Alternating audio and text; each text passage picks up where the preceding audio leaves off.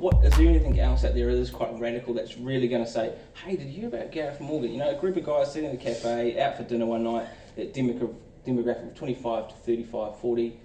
Hey, did you see what Gareth Morgan said in the news the other day? There are some other policies out there. I mean, what are your thoughts on, you know, America at the moment have legalised marijuana? Do you think that should be done in New Zealand? Well, okay, so it's funny you should bring that up, actually, because we sat down and we thought, how do we get these young guys out of bed in the morning so that they will vote?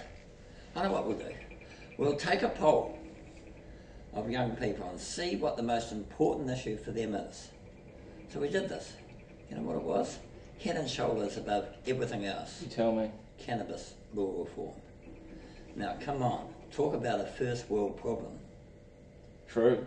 It's pathetic.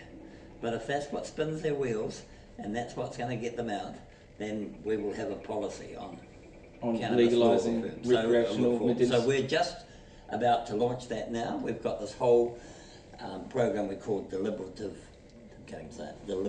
democracy, which means direct democracy. So all the top members will have the chance now to have an input into whatever policy we come up with on cannabis.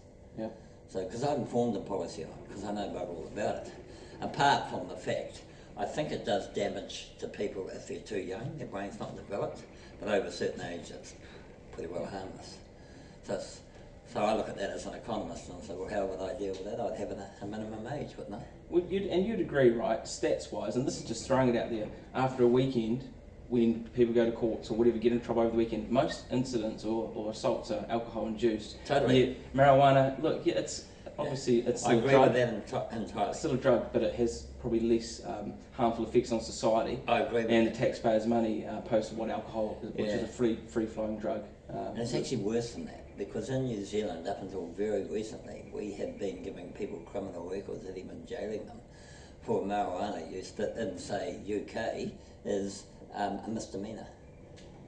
So, exactly. You know, we've taken a terrible approach to this. So we will have a policy on it. I just need to go through this process with this membership to see what... Well, that's good to hear, and that could be a bit of a head turner for some of the younger voters.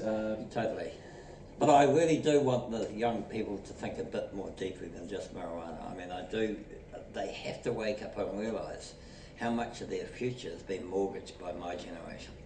And it's happening more and more.